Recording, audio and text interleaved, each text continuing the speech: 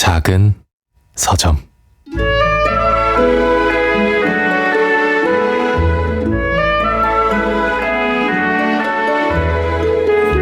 갑갑한 도시의 상공에 겹겹이 낀 구름 뒤에서 겨울 해가 우윳빛으로 희미하게 애처로운 빛을 내며 떠 있었다.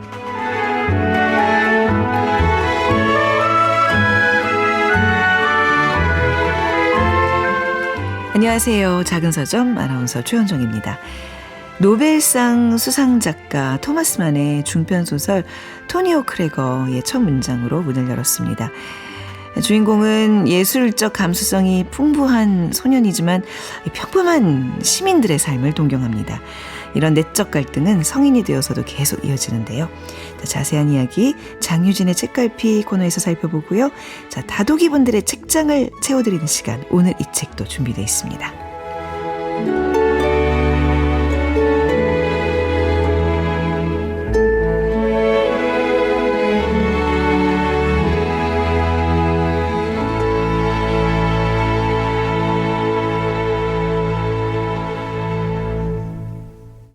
네, 작은 서점 아나운서 최현정입니다. 이번 주 작은 서점에서 마련한 책 선물 소개해드립니다. 이소연 작가의 수상할 만큼 완벽한 결혼식 준비되어 있습니다. 인생에 한 번뿐이라는 달콤한 상술로 사랑의 가격을 매기는 우리 웨딩 산업의 문제점을 해부한 책인데요. 관심 있으신 분들 이번 주까지 작은 서점 인스타그램에 댓글 남겨주시면 추첨을 통해서 책 선물 보내드리겠습니다. 방송에 참여하실 수 있는 방법 알려드립니다. 문자는 샵 9730으로 보내주시면 되는데요. 짧은 문자는 50원, 긴 문자는 100원의 이용료가 있습니다. 모바일 플레이어 콩을 통해서도 무료로 참여하실 수 있습니다. 많은 문자 부탁드립니다.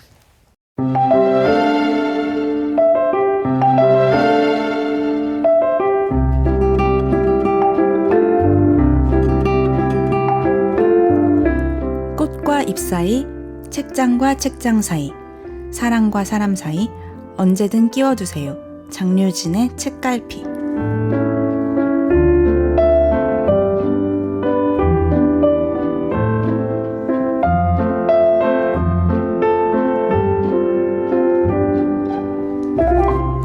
네, 장유진 작가와 함께하는 시간입니다.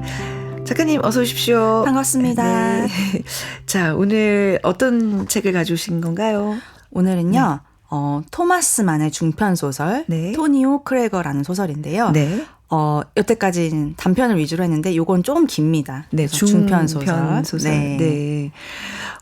사실 이 토마스 만의 작품들, 특히 이제 토니 오크레거는 저희 이제 장강명의 인생책에서도 한번 다뤘던 적이 있고, 그리고 이제 토마스 만 작품도 이제 우리가 다룬 적이 있었는데, 토니 오크레거, 아니, 저는 이 책을 대학교 1학년 때 첫 네. 문학 교양 수업에 들었는데 거기 교수님이 이걸 읽고 독후감을 써오라는 저의 첫 어떤 하여튼 그런 책이었어요. 근데 너무 힘들었던 기억이 나요. 이게 뭐 이해도 잘 안 되고. 근데 다시 이번에 또 접하고 그러니까 이런 내용이었구나. 네. 다시 깨달은 계기가 됐습니다. 토니 오크레거. 네, 저도 오랜만에 읽었는데 네. 저는 또 예전에 읽었을 때는 제가 소설가가 될 것이다, 혹은 소설을 쓰게 될 것이다 라는 걸 생각지도 못했던 시절에 읽었거든요. 네. 근데 제가 소설가가 되고 나서 네. 읽으니까 또 감흥이 너무 다르고 너무 좋게 다가오더라고요. 책들이 그런가 봐요. 그렇죠. 네. 매년 그게 책의 매력이에요. 그렇죠. 네, 어떤 성장 과정에서 계속 다른 영감을 주는 것 같습니다. 읽을 때마다 다르고. 그렇죠. 네. 네. 근데 이제 토마스 만이 굉장히 많은 작품을 썼잖아요. 네. 사실 토니 오크레거 말고도 이제 다른 대표작들을 많이 떠올리는데 네. 이 작가 문학 세계에서 이 작품이 갖는 의미가 좀 남다르다면서요? 네, 사실상 이렇게까지 표현이 돼요. 네. 토마스 만의 가장 잘 은폐된 자서전이다. 본인의 그러니까 어떤 굉장히 얘기가 네. 있다. 사실 사실 노벨문학상 수상 작가입니다. 네. 소개가 예전에 되었겠지만 그래서 독일 문학을 거의 대표하는 네. 작가라서 마에산, 파우스트 박사, 그리고 부덴브로크가의 사람들 네. 이런 명작들이 많은데 그 작품들을 만약에 다 세계 독자와 역사란에 여과기를 넣고 네. 딱 뽑아낸다면 마지막 하나 남는 작품이 있다면 이게 될 것이다. 이런 평가도 있다고 합니다.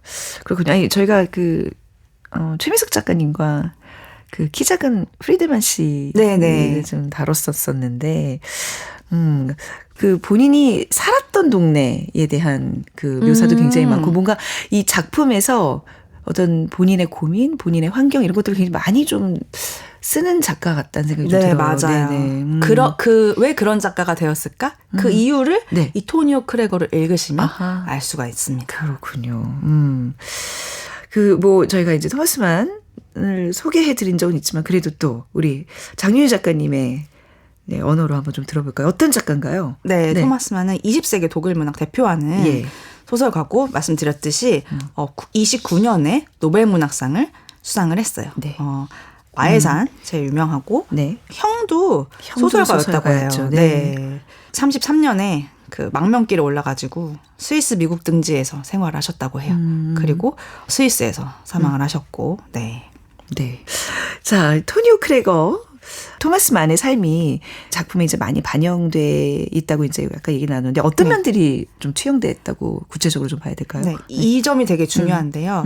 그 실제로 네. 토마스만의 아버지가 여기서는 시민적이라고 표현을 해요. 그러니까 일상에 더 충실하고 이렇게 네.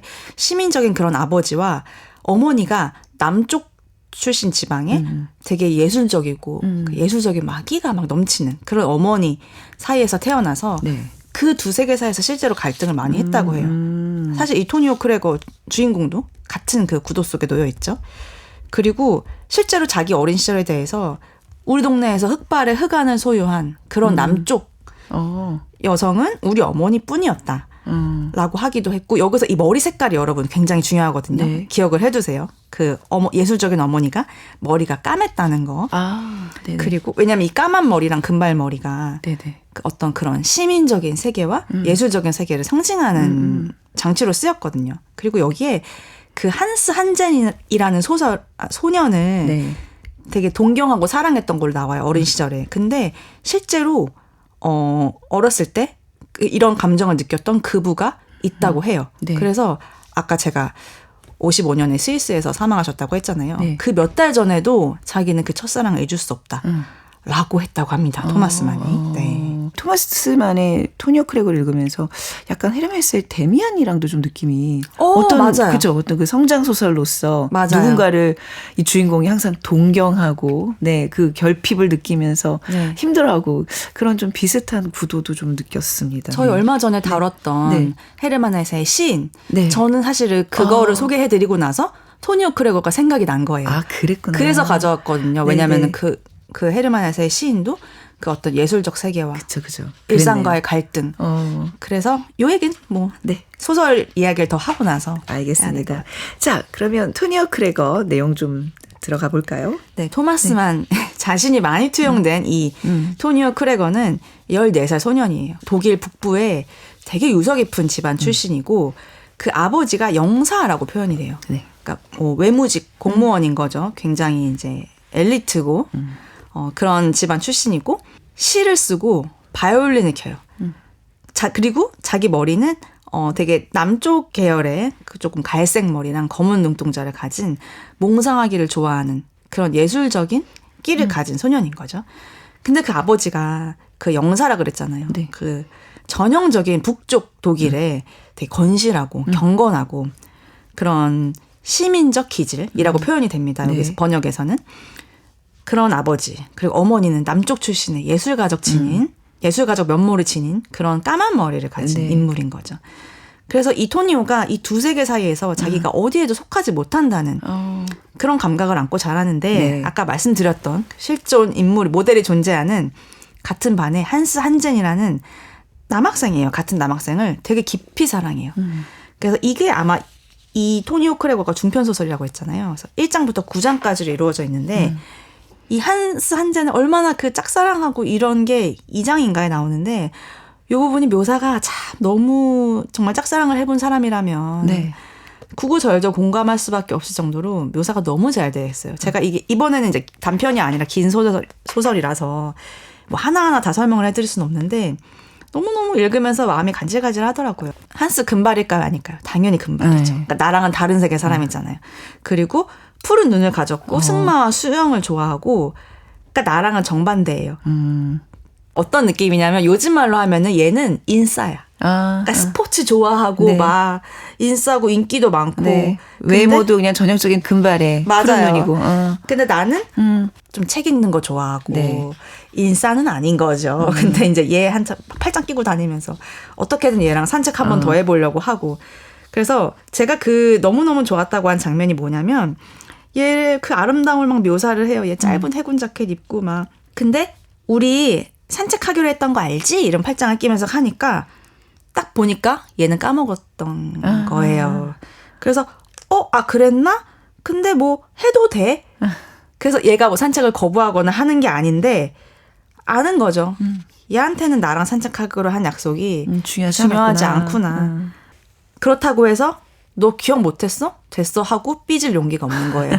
왜냐면은 난 이렇게라도 얘랑 있고 싶으니까. 얘 마음을 붙잡아두고 싶으니까. 그러니까 그러면서 이게 너무 괴로운 거예요. 나한테는 얘가 중요하지 않은데 나는 그래 뭐 얘따 가자라고 하는 것만으로도 감사해야 되는 상황이라는 거. 왜 우리 학교 다닐 때 누가 이렇게 되게 인싸의 친구가 있으면 그 친구의 마음을 붙잡고자 그쵸. 막 그 설레고 막 맞아요. 간절했던 그게 그대로 묘사돼 있더라고요. 너무너무 표현이 잘 돼 네, 있는 네. 거예요. 그래서 내가 왜 이거 거절할 생각이 없는지 난 안다. 왜냐하면 나는 한스 한젠을 사랑하기 때문에. 그리고 이미 벌써 여러 번 괴로웠기 때문에.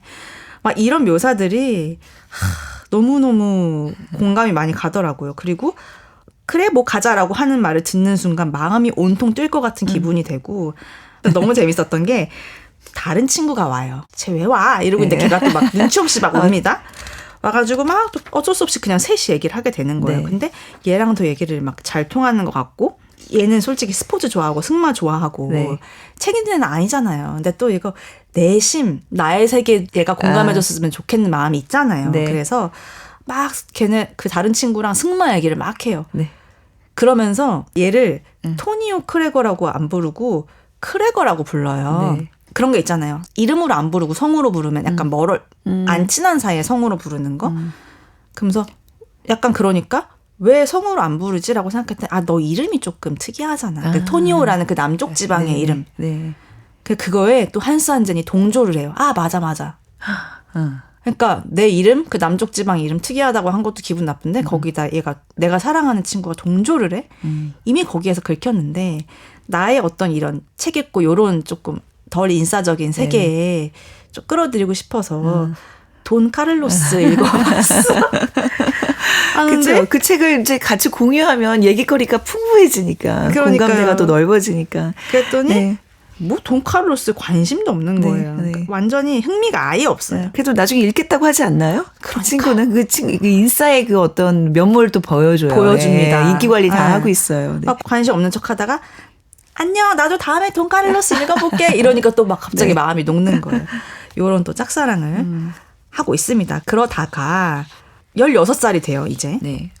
토니오가 사랑한 2명이 나오거든요. 한 명은 뭐 아까 말한 하먼스 한젠, 한 명은 여성이에요. 16살에 이번에도 금발입니다. 네. 금발의 소녀 네. 잉에보르크 홀름을 만나서 또 엄청난 사랑에 빠져요. 근데 댄스 강습장에서 만나거든요. 근데 잉에보르크도 금발이잖아요. 얘도 인싸예요. 그리고 이름도 굉장히 그 독일스러운 네. 네, 전형적인 이름이잖아요. 네. 그리고 그 막 맨날 막 시쓰고 막 이렇게 막 이런 토니오한테는 솔직히 관심이 있겠어요? 없겠어요? 없죠. 근데 심지어 그 댄스 강습장에서 만나는데 까드리유 춤이라는 그런 네. 단체 댄스를 그런 네. 추는 게 있나 봐요. 네. 하는데 혼자 잉에보르크 홀름에 너무 빠진 나머지 딴 생각에 팔려 있다가 그녀의 아름다움에 팔려 있다가 혼자 막 다른 방향으로 가는 거예요. 그걸 막 지적을 당해서 네.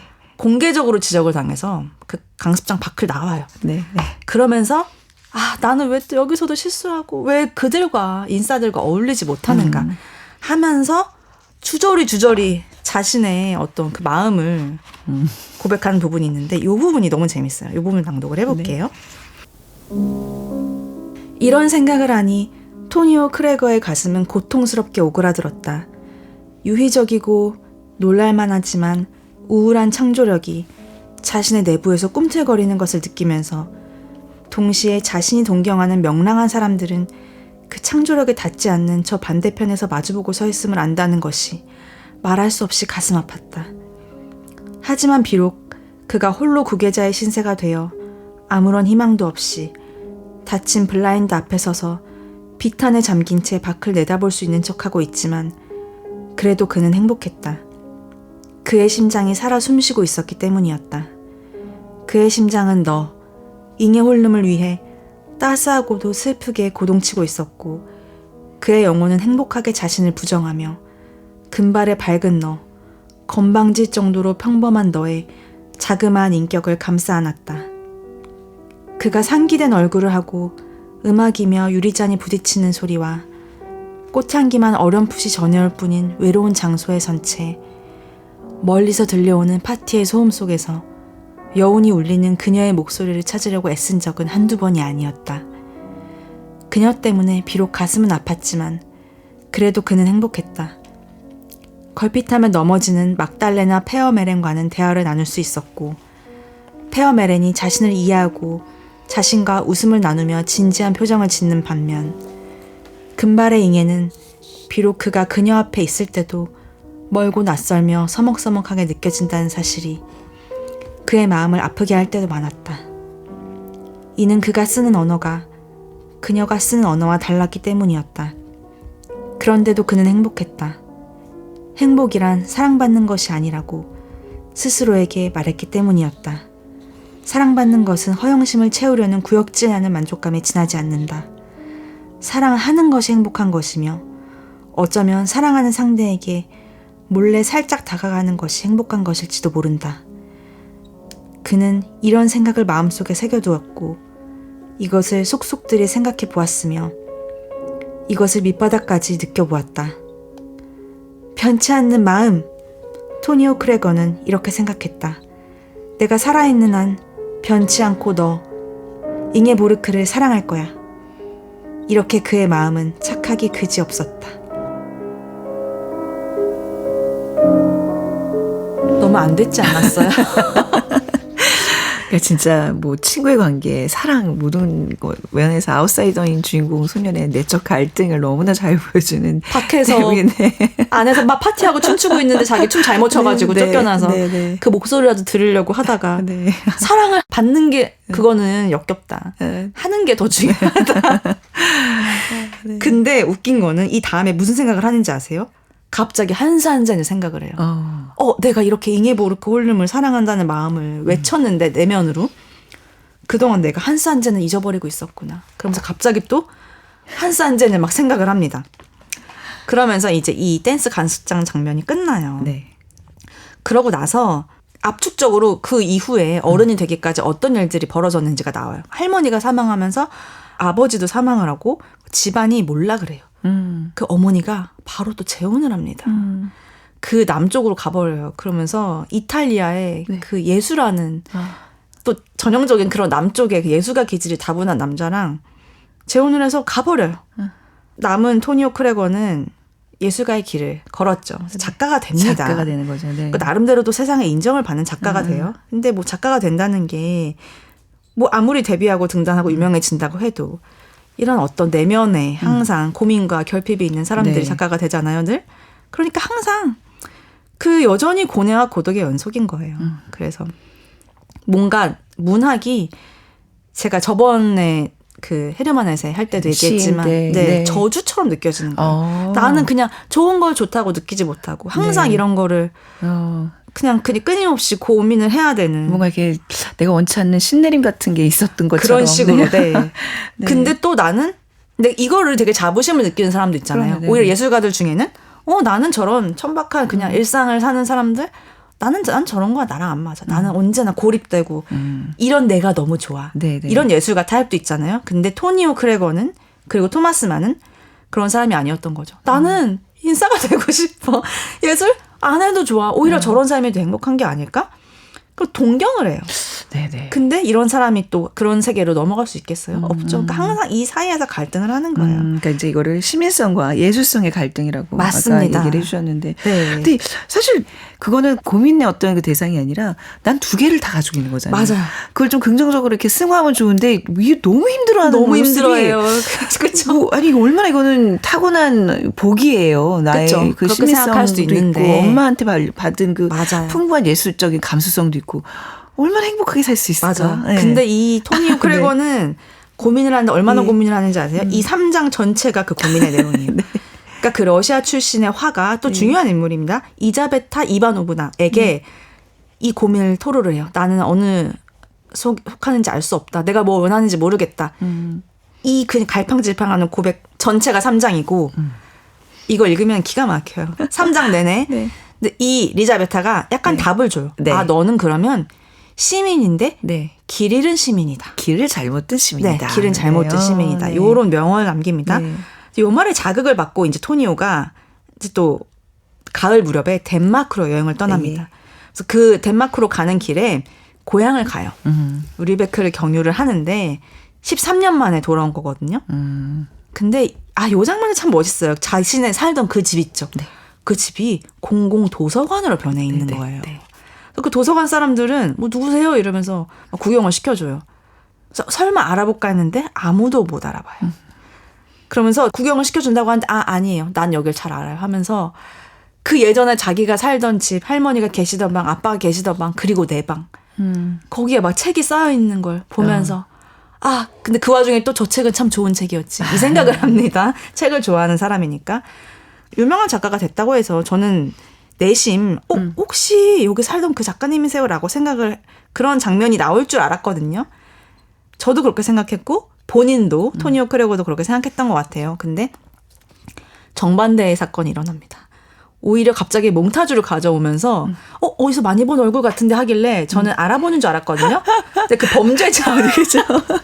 네. 요즘 좀 그렇게 머리가 약간 좀 까맣고 이런 사람이 사기 혐의자로 네. 지금 도주 중이다. 그래서 막 몽타주랑 막 얼굴을 비교를 하면서 그러니까 그것도 약간 머리색 때문이지 않았을까? 네, 네. 이런 생각도 하게 되고 그래서 체포당할 뻔해요. 그래서 아니다. 그래서 근데 그 증거가 없지 않냐. 네. 뭐 신분증이면 이런 것도 전혀 지참하지 않은 상태였고. 맞아요. 네. 아는 상태였어요. 그래서 이 사람이 뭘 보여주는지 아세요? 그 자기가 범죄자가 아니라는 자기 신분을 증명하기 위해서 네. 제 가방에 있던 교정지를 보여주는 원고를 보여주는 거죠. 진짜 이 장면이 너무 웃겨가지고 이거 교정지입니다 라고 하면서 보여주는데 그 경관이 네. 교정지가 뭐예요?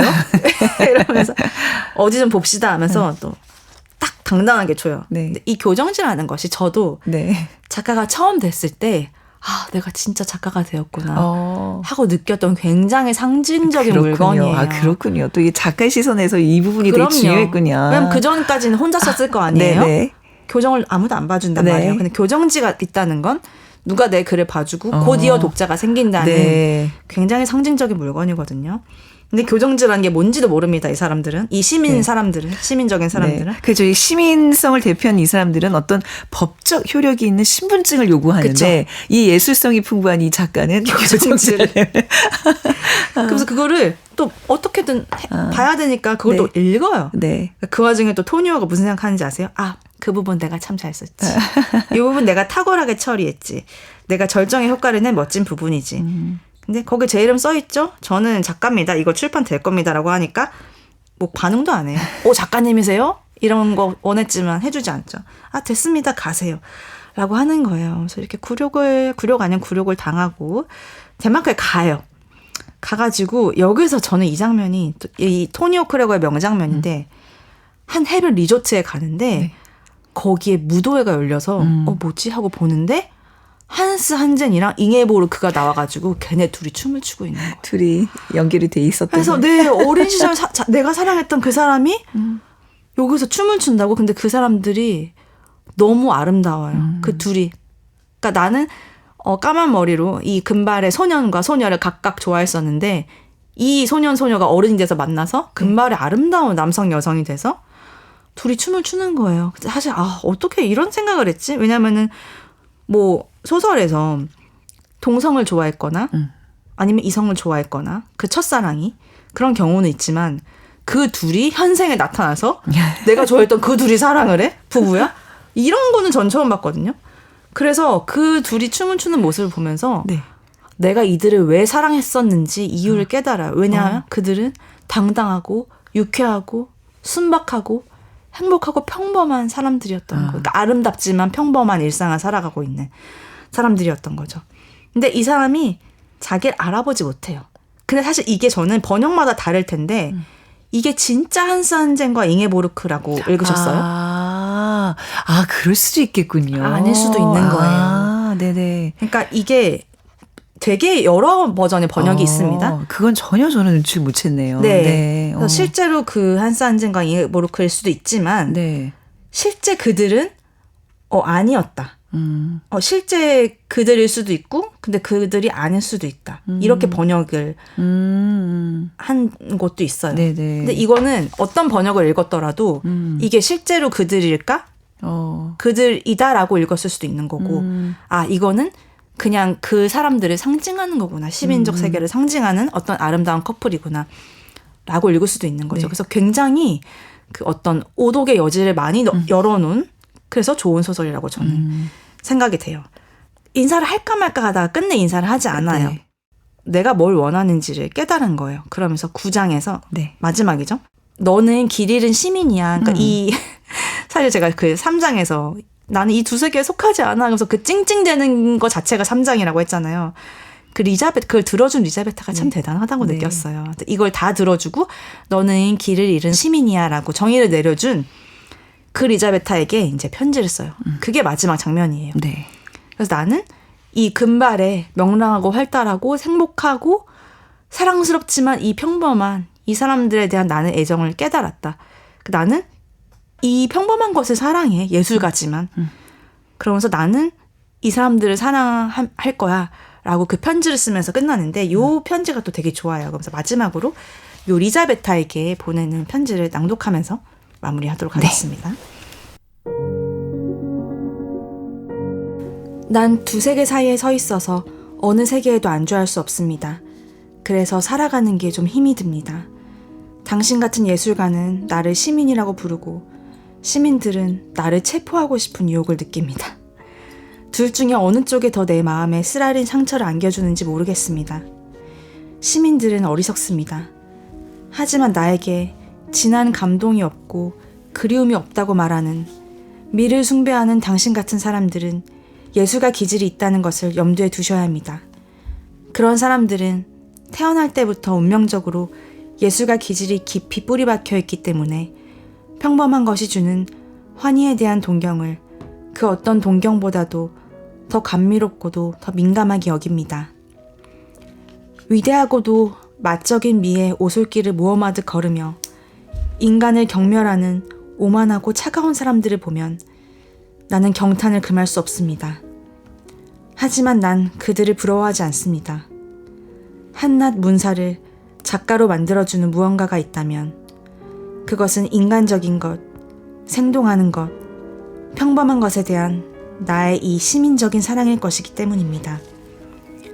온갖 온정, 온갖 선의, 온갖 유머는 이러한 사랑에서 비롯합니다.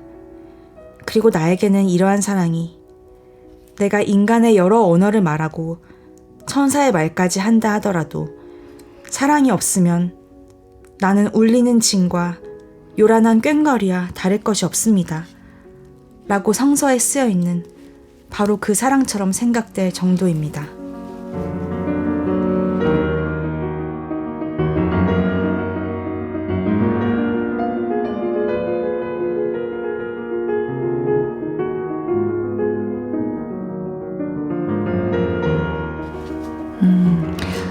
평생 그 외로운 예술가의 그 내면, 그 갈등의 세계를 되게 마음 아프게, 네. 답답하게 바라봤는데, 우리 살면서 그런 것 같아요. 동경하는 어떤, 나와는 전혀 이질적인 다른 어떤 세계가 있어요.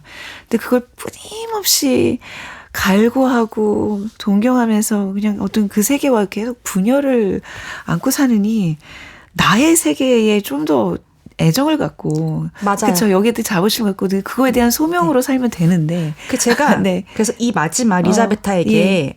쓰는 편지가 좋았던 게 네. 그래서 뭔가 이게 단순히 나는 이걸 하겠어 이제 한쪽을 선택하는 게 아니라 네. 나는 이 너무나도 인간적인 이 사람들에 대한 애정을 그러니까 시민적 사랑을 내가 간직한 채로 나는 예술가의 길을 걷겠다. 그쵸, 네. 그러니까 말씀하신 것처럼 이걸 둘 다 나는 가지고 있겠다. 네. 그러니까 이런 식으로 편지를 쓴 것 같아서 저는 이 결말이 너무 마음에 들더라고요. 그래서 뭔가 토마스만이 제시한 어떤 이상적인 예술가 상이 네. 그런 삶을 경멸하는 그러니까 너는 나 이런 거 경멸하지 나는 그런 거 괜찮아. 그러니까 그런 삶을 경멸하는 어떤 그런 고립된 예술가, 네. 그런 냉철한 예술가가 아니라 나는 이런 일상과 인간적인 거에 대한 사랑을 간직한 채로도 예술을 하겠다. 네. 이런 마지막 다짐인 것 그러네요. 같아서 그러네요. 그게 네. 너무 좋더라고요. 네. 이게 지금 이게 성장 소설이라 그래서 이게 왜 청소년 때 많이들 이제 읽히는 데미안과 더불어서 네. 근데 조금 더 이렇게 우리가 이게 조금 더 나이가 들어서 한번 좀 바라보는 토니오 크레고의 모습에서 내가 되게 많이 투영이 되는 것 같아요. 이게, 네. 이래서 많은 사람들이 진짜 인생책으로 또 꼽잖아요. 네, 그렇죠. 이것도 우리 PD님 책을 제가 또 가져왔는데 제가 아까 낭독한 부분에 지금 책도 막 여러 권을 지금 보니까 이 네. 책 저 책 옮겨가면서 이 책을 설명해 주고 계세요. 제가 낭독한 부분에 어. 밑줄을 다 쳐주셨더라고요. 아, 그래요? 우리 PD님도. 그러니까 저도 너무 공감이 간 게 좀 길어질까봐 조금 제 얘기는 안 하려고 했는데 얘기가 나온 김에 네. 하자면 네. 저도 그 작년에 쓴 그 우리가 반짝이는 계절이라는 네, 에세이에서 뭔가 약간 이 토니오 크레고 같은 마음이 되게 담았다고 생각을 하거든요. 네, 그러니까 네. 저도 저랑 너무너무 성격 비슷하고 제가 너무너무 사랑하는 친구랑 여행을 가면서 이 친구랑 나를 잡고 이 삶을 대입을 해보게 되는데 나랑 너무너무 비슷하지만 이 사람은 조금 더 밝고 결핍이 없고 더 한스 한젠 같은 네. 저로서는 그런 사람인 거죠. 그래서 아하, 나는 네. 이 사람이 행복만 했으면 좋겠다. 제가 그걸 쓰면서 이 생각을 했거든요. 그래서 그 친구가 짐을 바리바리 싸울 때 되게 두꺼운 노트를 가져와요. 제가 그때 그 친구한테 속으로 이렇게 말하거든요. 야, 너는 일기 같은 거 쓰지 마. 네. 너는 일기 같은 거 쓰지 네. 말고 행복하게 너의 삶만 살고 일기 그런 건 내가 대신 써줄게. 네. 그게 바로 이 책이다. 네. 이러면서 내가 그 책을 썼거든요. 그래서 그게 네. 너무 생각이 나더라고요. 네네. 그러니까 우리 마음에 누구나 다 그 토니오 크레거를 마음에 품고 살아가는데 내가 그 취하지 못한 거 가지 못한 길이라고 해서 그냥 버려지는 게 아니라 분명히 그거 자체가 내 삶에 굉장히 많은 영향을 끼쳤을 거라는 거, 그렇죠? 맞아요. 그거 항상 잊지 말아야 되겠습니다.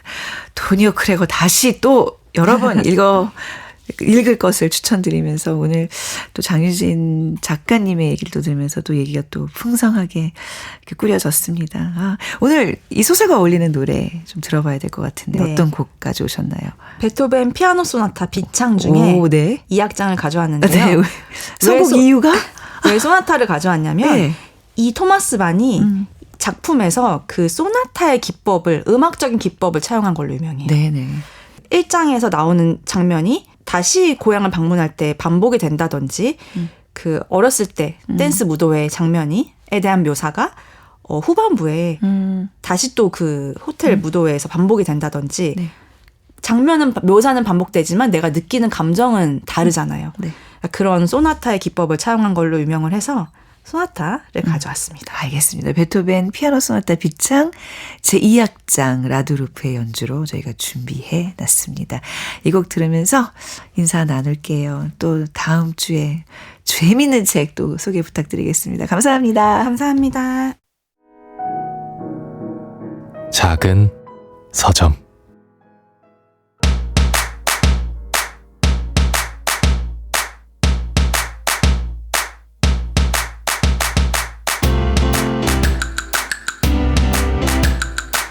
어떤 책을 읽을까 고민 중이신가요? 작은 서점지기들이 고른 보석 같은 책을 소개해드립니다. 오늘 이 책.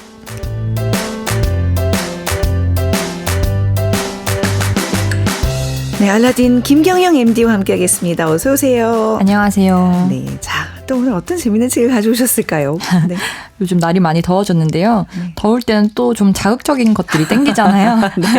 제가 오늘 가져온 책은 해나무 출판사에서 나온 백승만의 의약품 살인 사건입니다. 아니, 의약품 살인 사건. 이 제목부터가 정말 자극적이고 표지가 지금 보니까 미국의 범죄 드라마 인트로 화면처럼 왜 범죄 관련 사건 관련들의 콜라주 이미지가 탁 이렇게 차 있어서 네. 이게 과연 어떤 장르의 책일까 굉장히 궁금합니다. 그렇죠. 네. 눈길이 확 가는 표지와 제목인데요. 네. 이 책은 우리가 약인 줄 알았던 것이 도구로도 쓸 수 있고 또 실제로 그렇게 약을 이용해서 사람이 사람을 죽인 이야기들 그리고 독과 약이 경계를 어떻게 넘나드는지에 대한 이야기들이 담겨 있습니다. 네.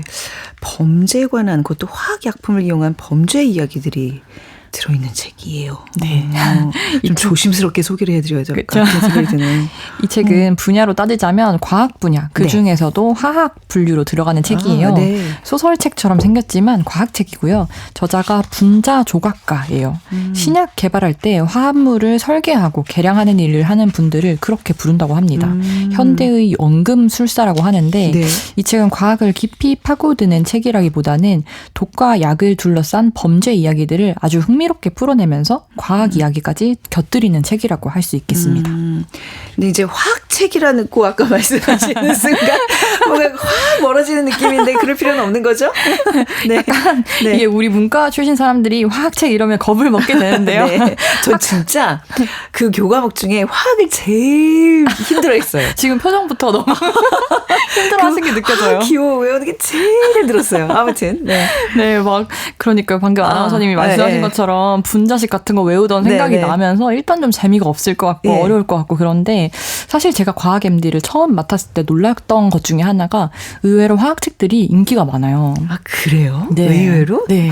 저랑 다 다른 사람들이군요. 화학책 독자가 많다는 거 굉장히 의외인데요. 그렇죠. 근데 그게 사실 일상을 구성하는 것들이 다 화학이잖아요. 그럼요. 굉장히 중요한 영역이죠. 네. 사실. 뭐 술, 약 이런 것들 당연히 화학이고 네. 옷에 묻은 얼룩 지우는 방법 또 뭐가 묻은 얼룩에는 어떤 화학물을 문질러서 지워야 하는지 또 뒤집어진 피부에 어떤 화장품 성분의 조합을 발라야 피부가 안정되는지 이런 것들이 다 화학이니까 화학책에는 일상 이야기가 계속 나올 네. 밖에 없고 또 친근하고 이해가 잘 되고 그렇더라고요. 그래서 저도 화학에 관심이 많이 생겼는데요.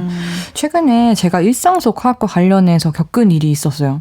제가 내시경 검사를 받아본 적이 없는데 처음으로 예약을 했어요. 네. 근데 위 내시경이랑 대장 내시경을 하려고 예약을 했는데 막상 하고 보니까 좀 겁이 나는 거예요. 제가 건강 관련해서 불안도가 좀 높거든요.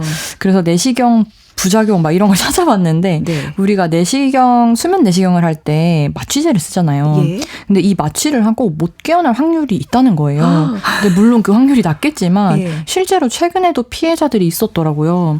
그걸 알고 나니까 너무 무서운 거예요. 그래서 3일 전에 취소를 했어요. 아니 근데 이건 정말 그 구더기 무서워서 장 못 담그는 결국 건강검진 못 하신 거예요? 못했어요. 마음의 준비가 되면 다시 하려고요. 그러니까 이게 저 잘 모르지만 이게 이제 마취를 하게 되면 이제 내가 내 의도치 않게 이제 수면에 들어가서 네. 그때 뭔가 이제 이렇게 뭐 쿵 넘어지는 낙상이 있거나 이런 것들이 위험한 거지. 그 자체가 그렇게 많이 위험하면 안 하겠죠 사람들한테. 아무래도 그렇겠죠. 이분이 그러니까 근데 뭐 수면 마취제에 대한 네. 이야기가 나오나 네, 봐요. 근데 이 책에 그 얘기가 나오는 거예요. 그래요? 들어보죠. 네. 네, 제가 그래서 너무 재밌게 그 부분을 읽었는데 바로 프로포폴에 관한 이야기입니다. 네. 마취제 3대장이 프로포폴, 미다졸람, 케타민 이렇게 3개래요. 그런데 프로포폴이 대중에게 널리 알려지게 된 계기, 그 범죄에 대한 이야기가 이 책의 시작 부분에 나옵니다. 어떤 범죄일까요?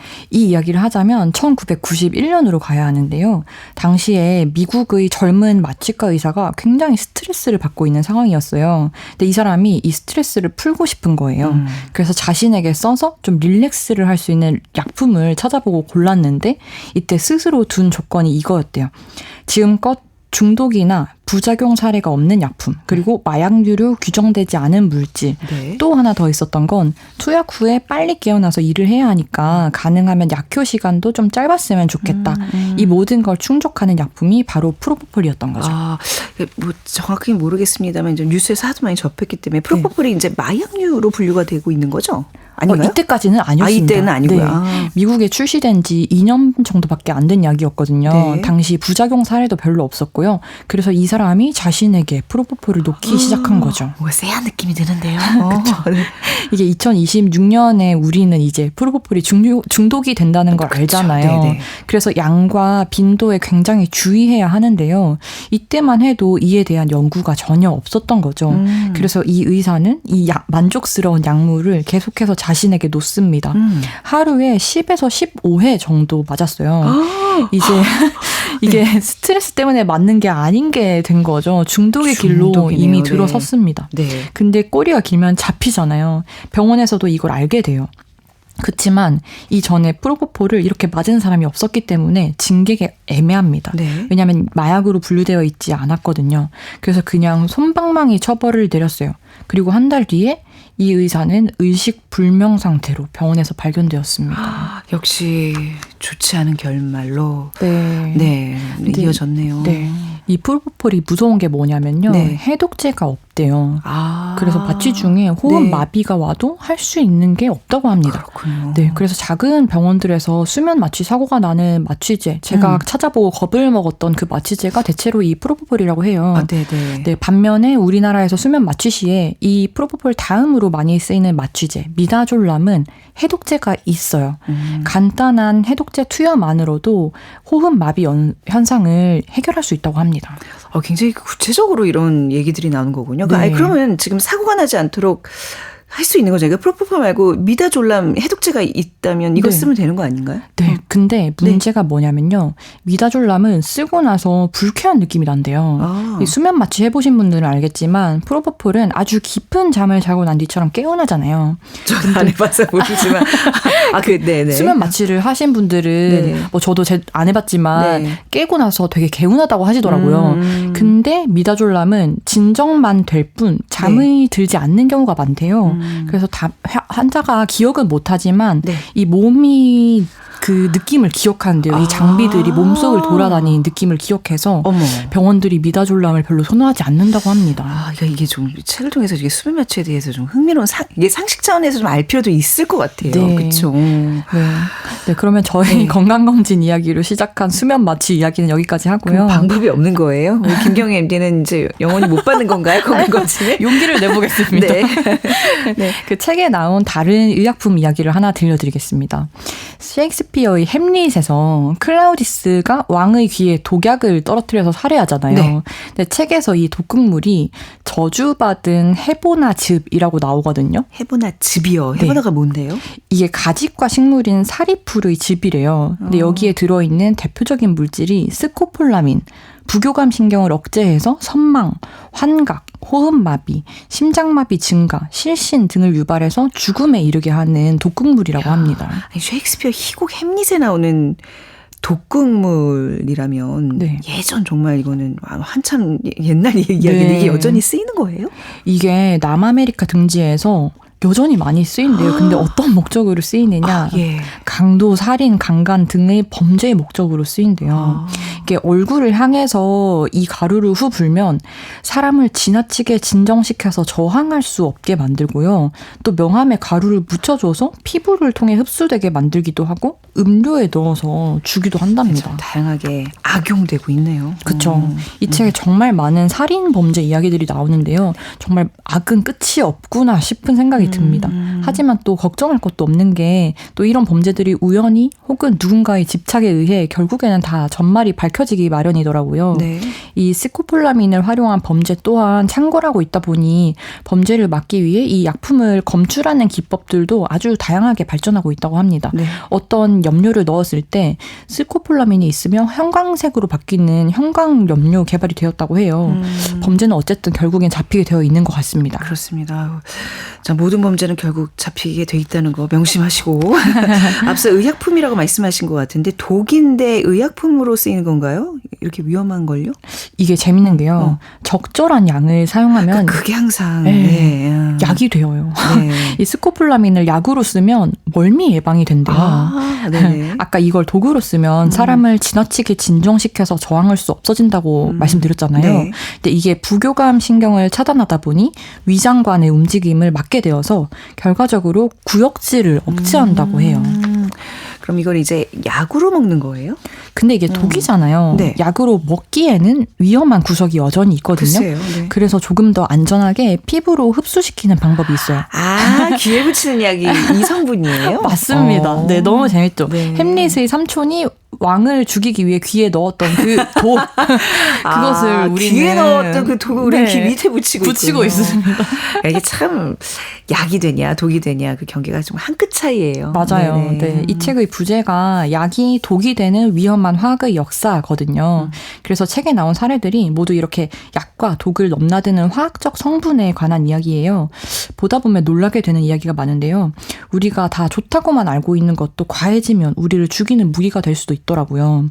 흔히 알고 있는 것들 중엔 비타민 A, 우리가 몸에 좋다고 생각해서 당근 주스 챙겨 먹고 네. 종합 비타민 먹고 하지 않습니까? 근데 비타민 A도 과하게 섭취하면 죽음에 이를 수 있다고 하더라고요. 아니 요즘 이렇게 메가도스라 그래서 많이 먹는 게 어떻게 보면 또 유행이던데 비타민을 많이 비타민 A를 과하게 먹으면 네. 죽는다고요? 네. 근데 그것도 메가도스 이상으로 많이 먹는 네. 경우에 한해서겠죠. 네. 이 비타민 관련 내용도 굉장히 재미있으니까 책에서 한번 확인해 보시면 좋겠고요. 저 관심 있어요. 비타민 관련 얘기는. 네네네. 그러면 네. 한번 읽어보시기를 네. 추천드리며 네. 한 가지 더 우리 아플 때 네. 진통제로 타 땡땡놀 많이 먹죠. 네. 근데 이 성분이 아세트아미노펜. 네, 아미노펜. 네. 저도 이 부분에 관심 많아요.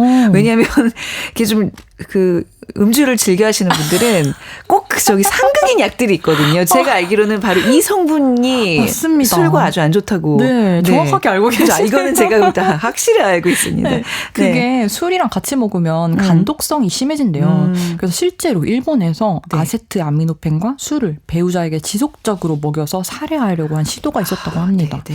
절대 술 마시고 먹으면 안 되고요.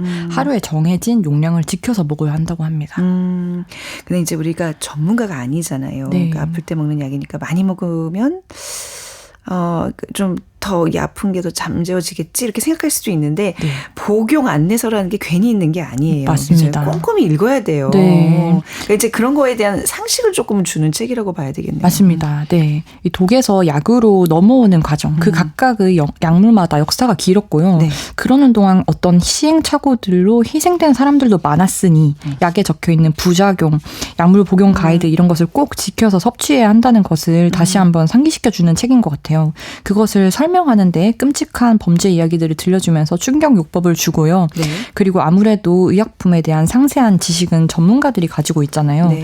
그래서 이 책에 나오는 살인사건이나 살인 미수사건은 의사들이 저지르는 경우가 많거든요. 전문가의 양심 그리고 악용되는 경우에 대한 감시와 처벌이 중요하겠다는 생각을 했습니다. 그리고 모르면 당하기 쉽잖아요. 이 책의 뒷면에 이렇게 크게 적혀 있어요. 아는 게 약이다. 네. 아는 게 약입니다. 진짜. 네. 재밌게 읽으면서 의약품과 독에 대한 가벼운 상식들 늘리고 싶으신 분들은 이 책 읽어보시면 만족하실 것 같습니다. 사회면에서 우리가 뉴스를 통해서 듣는 그런 어떤 이렇게 약품과 관련된 범죄들 이렇게 더 좀 이해하고 예방하기 위해서 꼭 한 번은 읽어봐야 되는 책이 아닐까 네. 싶습니다. 네. 자, 아는 게 약이다 이 말이 딱 들어맞는 책. 의약품 살인사건 백승만 분자 조각가가 쓴 이 책 꼭 한번 여러분들 읽어보시면 좋겠습니다. 김경영 MD님과 함께 나눈 시간이었습니다. 감사합니다. 감사합니다. 네, 저희가 준비한 책 선물 여기까지입니다. 오늘 작은 서점 문 닫겠습니다. 지금까지 아나운서 최현정이었습니다. 고맙습니다.